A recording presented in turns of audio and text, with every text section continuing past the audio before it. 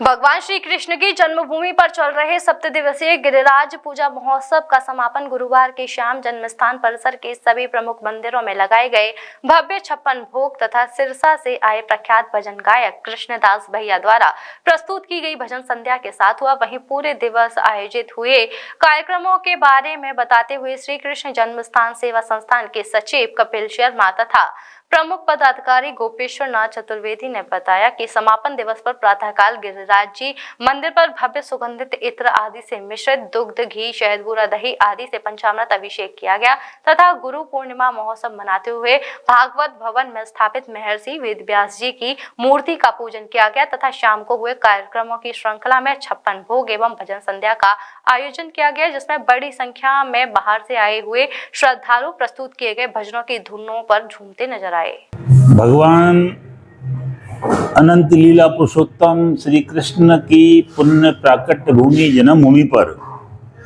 7 दिवसीय मुड़िया पूर्णिमा का जो कार्यक्रम है बहुत ही भव्यता धूमधाम से मनाया जा रहा है। लाखों लाख श्रद्धालु इस उत्सव में सम्मिलित हुए हैं और उन्होंने भगवान के इस दिव्य उत्सव का रसास्वादन किया है। श्री कृष्ण जन्मभूमि से जुड़े भक्तों से ब्रजवासियों ने बहुत ही सेवा और भक्ति भाव से श्रद्धालुओं के लिए बृहद प्रसादी की व्यवस्था रखी, जिसमें हजारों श्रद्धालुओं ने नित्य भगवान की प्रसादी को प्राप्त किया। मंदिर की साज सज्जा अनूठी है। भगवान श्री गिरिराज महाराज का जो दिव्य महाअभिषेक हुआ, पंचामृत अभिषेक हुआ, वो अपने आप में अनूठा और अलौकिक पुण्य की प्राप्ति कराने वाला था। श्री कृष्ण संकीर्तन मंडल के भक्तजन निरंतर 7 दिन से भगवान को सुंदर भजनों का अर्पित कर रहे थे और आज मुड़िया पूर्णिमा के दिन भाई सिरसा वाले भाई भैया जी स्वयं पधारे हैं और श्री कृष्ण के पवित्र लीला मंच पर भक्तों को दिव्य अमृत वर्षा का रसास्वादन करा रहे हैं। भक्त अभिभूत हैं, श्रद्धालु अभिभूत हैं। श्री कृष्ण जन्मस्थान सेवा संस्थान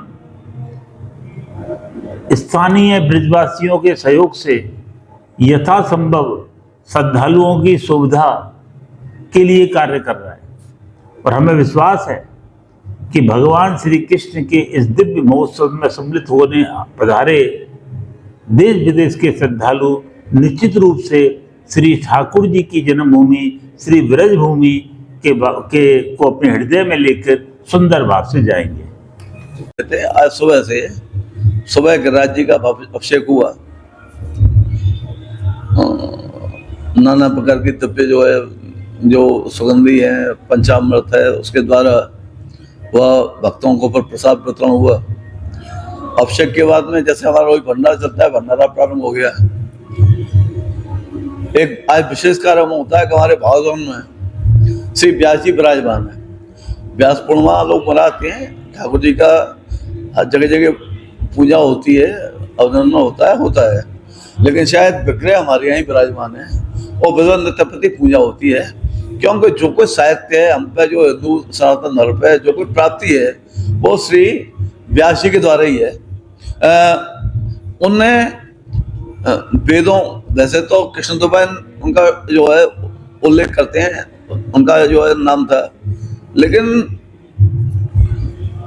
वेद और चारों तरफ जो है एक वेद थे जो ब्रह्मा के मुख से निसर्ग हुए थे, उनको चारों वेदों में उन्होंने जो अभ्यास किया।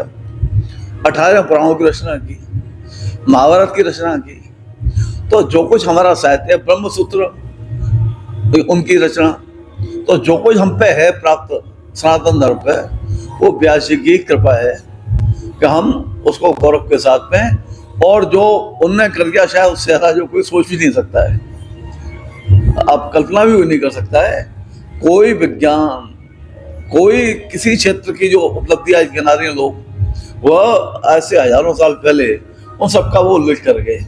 तो ऐसे प्रभु के एक निश्चित रूप से अवतारी ही थे, उनका प्रभु का अवतार के रूप में उनमें विराजमान हुए। तो ऐसे वेदव्यास जी, उनने 18 पुराण की रचना की। 70 पुराणों से उनको जो है मानसिक शांति नहीं मिली, तो शायद उनको ये संकेत हुआ नारद के द्वारा कि अब भगवान श्री कृष्ण के ही केवल लीलाओं का वर्णन करें। तो उन्होंने फिर श्रीमद् भागवत की रचना की, और इसी स्मृति में श्रीमद् भागवत भवन का हमारे यहाँ निर्माण हुआ। वहाँ ताम्रपत्र श्रीमद् भागवत उल्लेख है, श्रवणपत्र में श्रीमद् भागवत की उल्लेख करके रखी हुई है। और स्वयं प्रभु ने माना है कि इस कलयुग में श्रीमद् भागवत मेरा साक्षात विग्रह है। इसलिए श्रीमद् भागवत के प्रणेता व्यास जी महाराज को भागवत में स्थापित किया गया है, उनकी प्रतिमा है। तो उनका भी आविर्भाव अभिषेक किया, भंडारा हुआ, प्रसाद लगा। तो ये सब कार्यक्रम अब इस समय लीलांचल श्री कृष्ण भैया ये जो सिरसा वाले हैं, तो ये प्रसिद्ध भजन गायक हैं, अपनी मंडली के साथ में आप देख रहे हैं इस समय हजारों श्रद्धालु उनके जो भजनों का आनंद ले रहे हैं। पूरा परिसर भव्य विद्युत सजावट से जगमगा रहा है। आज दिव्य पोशाक धारणा, दिव्य बगला हर मंदिरों में, और जो भी जन्म में आ रहा है बहुत अभूत होकर के अपने आप को 56 भोग हर मंदिर में, जैसा मैंने पहले ही आपसे कहा था, जितने हमारे मंदिर हैं हर मंदिर में 56 भोग। राज्य का तो प्रमुख ही है, लेकिन जितने हमारे मंदिर है कृष्ण प्रांगण में, सब मंदिर में 56 भोग की ठाकुर जी को सेवा की गई है। तो निश्चित रूप से ये सब व्यवस्थाओं में श्री कृष्ण संकीर्तन मंडल का बराबर हमको सहयोग मिलता है। श्री कृष्ण स्थान पूरा प्रयास करता है कि जो भी भक्त जिस वजह से यहाँ पधारे वो एक अच्छी अनुभूति लेकर के यहाँ आए, ठाकुर के दर्शन नहीं करें बल्कि उनको प्रसाद भी मिले, उनको बैठने की जगह मिले, उनको ठंडा पानी मिले, उनको कोई मतलब कोई बुरा न मिले, अच्छा व्यवहार मिले। तो पूरा प्रयास होता है कि भक्त एक अच्छी भावना से ठाकुर जी का स्मरण करते हुए यहाँ से पधारे।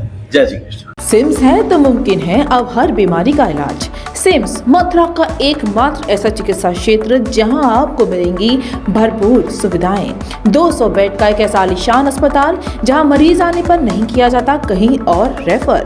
मेडिकल की हर सुविधा से सजा हुआ सिम्स हॉस्पिटल, जहां आपको मिलेंगे एक से एक विशेषज्ञ।